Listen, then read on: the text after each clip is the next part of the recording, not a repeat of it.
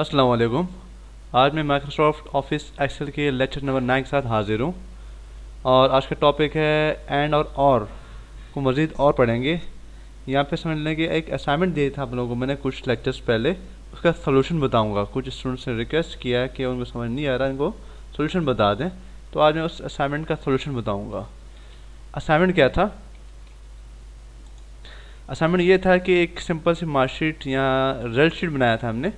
इसके अंदर पास और फेल मालूम करना है, लेकिन पास और फेल का क्राइटेरिया ये है कि अगर कोई स्टूडेंट किसी भी सब्जेक्ट में 40 या 50 या जो भी मार्क्स रखें, उससे किसी भी एक सब्जेक्ट में कम मार्क्स आए, इन सब सब्जेक्ट में से कोई किसी में भी एक कम आ गया, तो वो क्या होना चाहिए? उसको फेल होना चाहिए। भले इसकी परसेंटेज या ग्रेड इसकी जो ना 50 से ऊपर हो, 60 से ऊपर हो, 70 हो, ए हो या A+, चाहे जो भी हो, लेकिन किसी भी एक सब्जेक्ट में भी कम से कम एक सब्जेक्ट में भी अगर 40 कर लेते हैं फॉर एग्जाम्पल, 40 से कम मार्क्स हुए तो वो फेल ही कंसिडर होगा। एक या एक से ज़्यादा में तब होगा। इसमें पाँचों में अगर इससे ज़्यादा हुए तो ही कहीं जाके वो पास होगा। तो इसका सिंपल फॉर्मूला ये है कि याद होगा हमने इफ़ के साथ एंड यूज़ कर रहे थे, इक्वल टू इफ़। यहाँ इफ़ के अंदर ब्रैकेट स्टार्ट किया मैंने और सुनता कि क्या यूज़ कर रहा हूँ मैं? एंड। क्या कर रहा हूँ मैं? इसको एंड यूज़ कर रहा हूँ। यहाँ पे आके जैसे कि इसको सिलेक्ट कर लिया मैंने, कभी ग्रेटर देन और इक्वल टू 40, ये 40 से बड़ा या बराबर हो। इसी तरह जो ये भी है, ये भी बड़ा है या बराबर हो, 40 से बड़ा होना चाहिए, कॉमा ये सब्जेक्ट भी 40 या 40 से बराबर होना चाहिए, कॉमा ये सब्जेक्ट भी 40 से बड़ा या बराबर होना चाहिए। इस तरह कॉमा इस सब्जेक्ट में भी 40 से मार्क्स बराबर या ज़्यादा होना चाहिए। इसी तरह इसको भी सिलेक्ट किया, सॉरी कॉमा लगाना भूल गया मैं, यहाँ पे आए कॉमा इस सब्जेक्ट में भी 40 से ऊपर या बराबर होना चाहिए। इसी को एक इनपुट यहाँ करके देखता हूँ फार्मूला बार में, देखें ज़रा, अब थोड़ा समझें ज़रा।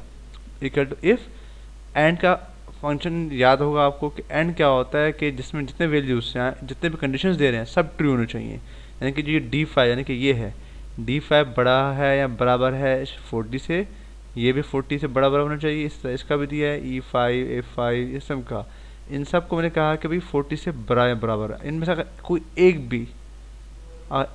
भी अगर 40 से कम हुआ तो ऑटोमेटिकली क्या होगा? उसको फेल कंसिडर करेंगे। उसको दो हुई है इन्हें तो वो भी तो ऑटोमेटिकली फेल ही होंगे, कॉमा।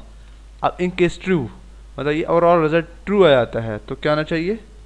हम यहाँ लिख देंगे पास, क्लोज, कॉमा। दूसरी सूरत में क्या शो कर रहे हैं उसको हम? फेल। मतलब कि ये फॉल्स कब आएगा? फॉल्स उसी सूरत में आएगा जिसमें एक या एक से ज़्यादा में ये 40 से कम मार्क्स आए तो फॉल्स आएगा रिजल्ट, उसका फॉल्स सूरत में ये फेल शो होगा।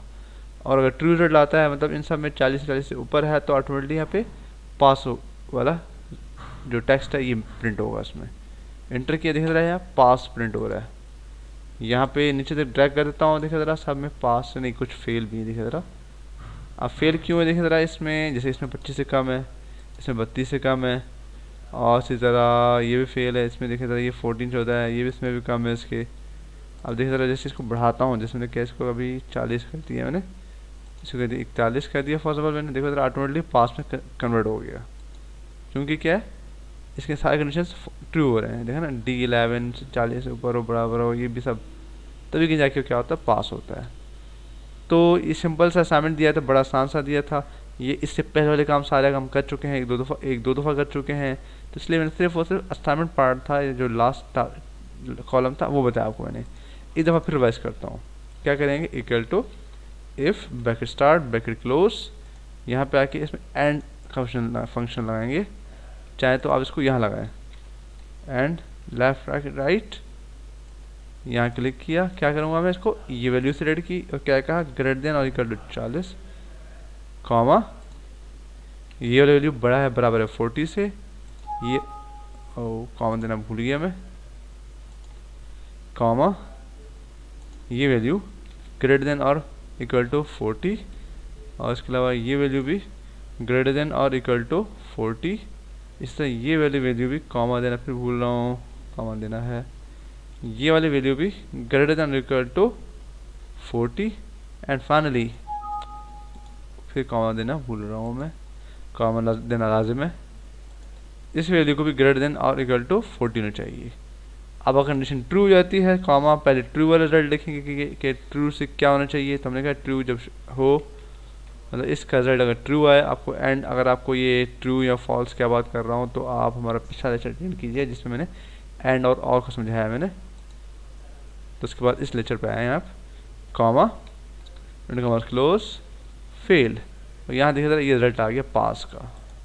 उम्मीद है आपको ये समझ में आ गया होगा, बड़ा ही इंपॉर्टेंट टॉपिक था, असाइनमेंट था आपका इसमें।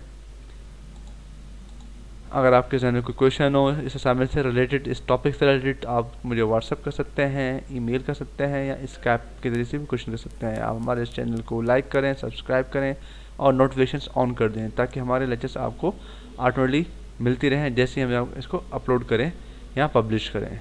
अल्लाह हाफिज़।